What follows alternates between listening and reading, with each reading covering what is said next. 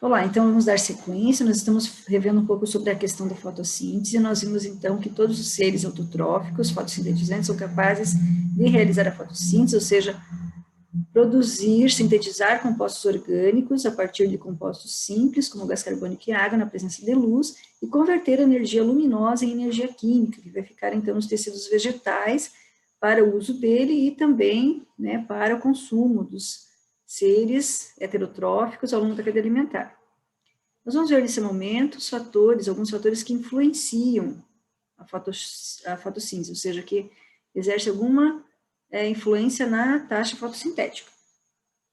Então, nesse momento, vamos falar um pouco sobre a concentração do gás carbônico. Então, vamos imaginar, né, o gás carbônico na atmosfera, lembrando que na atmosfera, em relação aos outros gases, ao nitrogênio e ao oxigênio, o CO2 ele corresponde a cerca de 0,03%, ou seja, isso significa que não dá nem 0,05% dos gases atmosféricos. Então, a quantidade, em comparação aos demais gases, ela é pequena.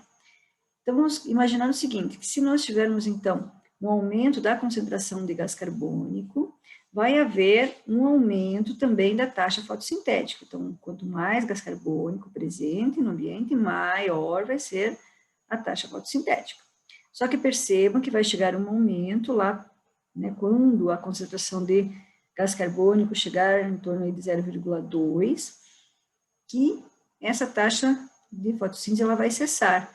Então, ela vai se estabilizar e mesmo colocando mais gás carbônico, aumentando a concentração, não vai haver mais aumento da taxa fotossintética. Então, aumenta sim a taxa fotossintética, né, de acordo com o aumento da concentração do gás carbônico.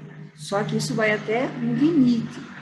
Autores consideram que pode chegar até 0,3%, o que corresponde a 10 vezes a quantidade de gás carbônico que está presente no ambiente. Outro fator que influencia, então, na taxa fotossintética é a temperatura. Então, aqui, no eixo X, nós temos o aumento da temperatura e aqui mostrando, então, a taxa de fotossíntese. Percebam que, conforme a temperatura vai aumentando, vai sendo elevada, vai também aumentando a taxa fotossintética. Só que percebam que, quando chega lá em torno de 35 graus centígrados no ambiente, está acontecendo o máximo possível de taxa fotossintética.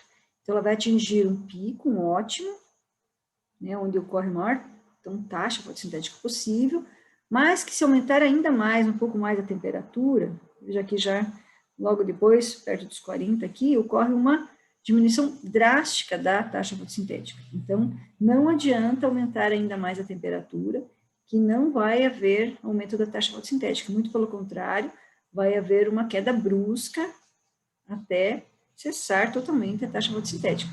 Tem que lembrar o seguinte, que os seres vivos, eles têm uma tolerância até um certo limite de temperatura.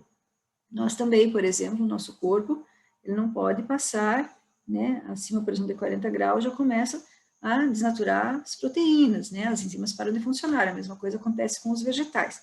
Então, ele vai ter um ótimo, né, em relação ao aumento da temperatura, mas depois ele decresce, então, drasticamente.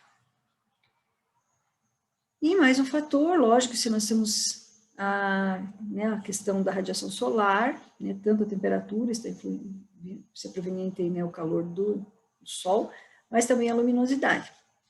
Então, a gente deve imaginar que conforme a intensidade de luz aumenta, também vai aumentar a taxa fotossintética, já que a fotossíntese depende da presença da luz.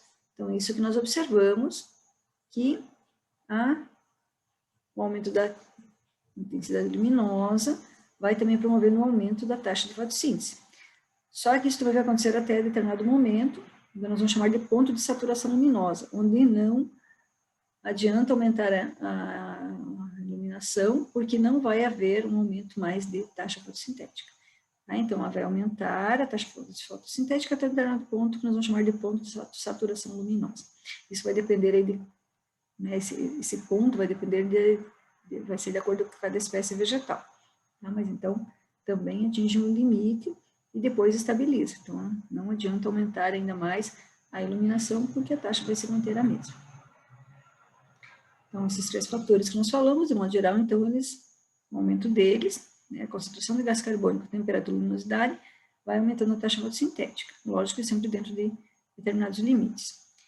Nós temos aqui algo que é bem importante a gente avaliar também nesse gráfico. Observem que nós temos aqui uma comparação entre a fotossíntese e a respiração celular. Então, nós não podemos nunca esquecer que os vegetais, eles são aeróbicos, eles respiram. Então, vejam que a respiração celular, ela é constante, ela não muda. Então, nós temos que comparar aqui com a taxa de fotossíntese. Então, veja que ela vai aumentando em relação à intensidade luminosa, como nós tínhamos falado, e ela vai chegar no momento em que ela vai ficar equiparada, né, vai se igualar à taxa da respiração. Então, taxa de respiração e de fotossíntese, em determinado momento, vão se igualar, ou seja, tudo que está sendo produzido também está sendo consumido. Então, esse ponto, esse momento, vai ser chamado de ponto de compensação fótico ou de luz, né, que seria esse momento, então, que as duas taxas se igualam. E nesse momento também não vai haver trocas gasosas, por quê? Porque o que está sendo produzido lá na fotossíntese vai sendo liberado e vai sendo consumido pelas mitocôndrias na respiração celular. Então, esse é o ponto de compensação fótico, certo? Onde as duas taxas se igualam. Então, vamos visualizar assim, que se a taxa fotossintética for acima, conseguir ser acima da taxa de respiração, então, nesse momento é que o vegetal ele vai conseguir começar a acumular matéria orgânica, energia, e é nesse momento que ele consegue também, então, crescer. Certo? Então, ele tem que ultrapassar o ponto fótico para que ele possa, então, ter um rendimento, digamos, um balanço positivo aí, e ele possa, então, crescer. Esse ponto de compensação fótico, nós vamos observar que ele é diferente dependendo da espécie vegetal. Então, nós temos vegetais que vivem muito à sombra, em lugares bastante sombreados. E temos vegetais que vivem em locais bastante ensolarados, com bastante luz disponível. Então, o ponto de compensação fótico também vai ser variável.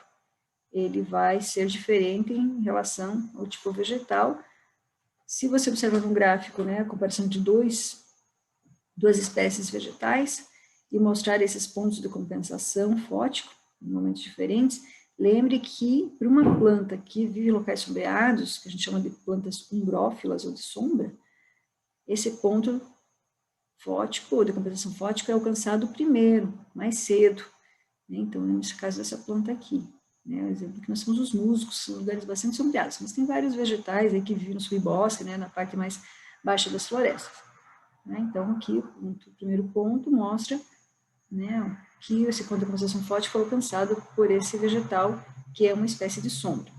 E no momento mais adiante, é que nós observamos, então, o ponto de compensação fótico sendo atingido por uma planta heliófila, ou planta dita planta de sol. Então, ela precisa de um tempo maior, uma exposição maior, uma intensidade maior de luz, para que ela consiga, então, atingir esse ponto fótico. Então, ainda sobre fotossíntese, vamos só chamar a atenção aqui também para algumas plantas que são bem adaptadas a ambientes áridos, que possuem metabolismo diferenciado na maioria dos vegetais. Então, a grande maioria funciona da forma como eu falei anteriormente. As plantas que são ditas, né, que possuem então o metabolismo ácido, as crassuláceas ou CAM, então crassuláceas são essas plantas suculentas dessa família, né, mas não só elas, também as cactáceas, aqui temos a espada de São Jorge, aquelas flores de cera. Então, são plantas que são exemplos daquelas plantas que têm esse metabolismo ácido das crassuláceas. O que varia em relação às outras plantas? É a forma como ocorre a fixação do gás carbônico.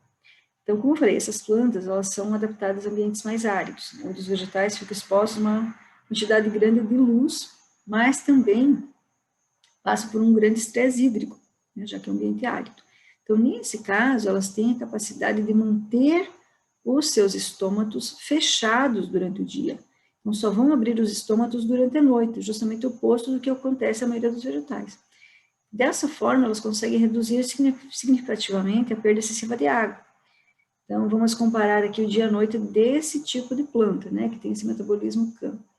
Então, à noite, onde a temperatura está mais baixa, em que a evaporação também vai ser menor, elas conseguem, então, captar gás carbônico, os estômatos estão abertos. E esse gás carbônico que vai sendo absorvido, ele vai sendo convertido em ácidos orgânicos e sendo acumulado em vacúolos. Então, isso acontece durante a noite. E durante o dia, onde a temperatura estará mais elevada e que a chance de evaporação mais alta, os estômatos vão ficar fechados, então não vai haver absorção de gás carbônico, e aquele gás carbônico que ficou estocado aqui nos vacúolos vão ser degradados. Então, aqueles gás carbônico que virou um ácido orgânico, acumulado nos vacúolos, vai ser degradado, né? E aí, dessa forma, ocorre a liberação do gás carbônico para que ocorra a fotossíntese, certo? Então, é só para lembrar que a maioria das plantas, né, mantém os estômatos abertos durante o dia, né, fazem a fotossíntese, né, por meio da captação do gás carbônico de uma forma direta, na presença de luz, mas que as plantas adaptadas às regiões de ambientes áridos, então, tem um metabolismo um pouco diferente em relação a essa fixação do gás carbônico.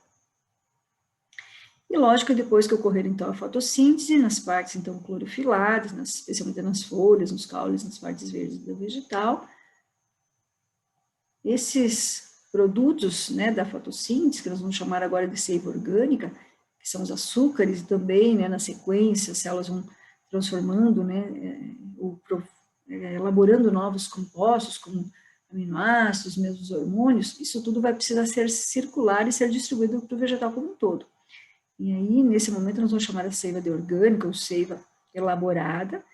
Ela vai ser conduzida, então, por outro conjunto de vasos condutores, nesse caso é o floema, ou vasos liberianos, que é constituído por células vivas, e ele vai do sentido das folhas em direção às raízes. E, além disso, tem que lembrar que as outras partes do vegetal também precisam desses nutrientes, né, dessa seiva orgânica. Então, em direção às flores, aos frutos, às sementes e próprio caule. Tem que lembrar que o local onde essa seiva está sendo produzida, especialmente nas folhas, nós vamos considerar esse local como local de células exportadoras, e vai direcionar, então, essa seiva, esses nutrientes, para os locais nós vamos considerar como células consumidoras. Tem que lembrar que se for das folhas em direção às raízes, nós temos aí, né, a força da gravidade agindo de uma forma favorável, né, ajudando nessa descida da seiva. Mas, além disso, nós temos também, então, o que eles chamam de fluxo sob pressão da seiva elaborada, que vai ajudar, digamos, a deslocar essa coluna d'água, então, agora, para baixo, né, das folhas em direção às raízes, principalmente. Então, existe um modelo físico, esse alemão aqui, que é o Munch, que explica a existência de um fluxo, então, sob pressão das folhas em direção às raízes. E para que aconteça esse empurrar, digamos, dessa seiva em direção às raízes, é importante que seja mantida uma diferença de concentração, especialmente, então, dos açúcares que estão sendo produzidos nos órgãos produtores, no caso as folhas, né, e os órgãos que são consumidores, que vão servir como dreno. Então, ela vai sendo produzida nas folhas, vai sendo consumida ou armazenada aqui nas raízes. Então, a raiz, por exemplo, ela vai precisar de nutrientes, ela vai respirar, mas ela não vai fazer fotossíntese, então ela vai precisar consumir, né, os compostos orgânicos que são provenientes aqui do processo de fotossíntese. É mais ou menos dessa forma, né, que é explicado aqui esse fluxo de massa. Vamos imaginar aqui correspondendo, seriam as folhas, produzindo açúcares, nesse caso a sacarose, exemplo, então, da soma, né, de dois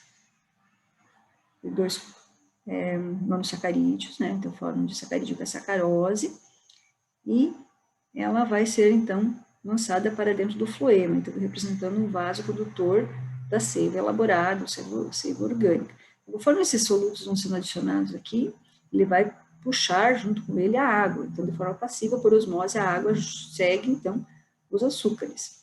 Conforme isso vai acontecendo, ele vai deslocando, empurrando para frente a seiva, né, até chegar nos locais onde ela está sendo consumida. Então, se for o caso das raízes, vejam que esse fluxo de massa consegue ajudar, né, a aumentar esse fluxo, já que aqui está sendo, então, retirado, né, sendo consumido esse composto. Tá? Então, tanto a água das próprias folhas, quanto aquela que está vindo, né, logo na seiva bruta, vai ser atraída para dentro desses vasos liberianos, né, possivelmente por osmose, já que está aumentando a concentração aqui desses açúcares. Tá? Então, basicamente é isso, vai em frente, que atrás da gente, então vai empurrando a seiva para que seja, então, chegue até os seus destinos. Então, lembrar, né, que as folhas são especialmente, né, nelas que estão acontecendo, né, está servindo como produtor, como de produção, então, como fonte. e o dreno, né, tem especialmente as raízes, mas também os frutos, como falei, as sementes, o próprio caule. Então, essa matéria, essa seiva orgânica, digamos assim, ela vai ser utilizada tanto como fonte energética, mas também pode ser armazenada aqui como reserva. Então, por exemplo, a beterraba, por exemplo, armazena açúcares como reserva. Aqui, no caso, a batata inglesa, né, a batatinha, ela é um caule subterrâneo e ela vai guardar energia, armazenar matéria aqui para que ela possa depois brotar e formar uma nova planta. Por exemplo, dos frutos, de sementes, né, que vão então estocar também, vão servir como dreno para essa seiva orgânica. Lembrando, né, que os vegetais, quando estão em desenvolvimento, eles vão se utilizar dessas reservas que estão na semente. Né? E nesse momento aqui, por exemplo, a taxa respiratória é bem alta para que ela possa, então, multiplicar suas células e se desenvolver.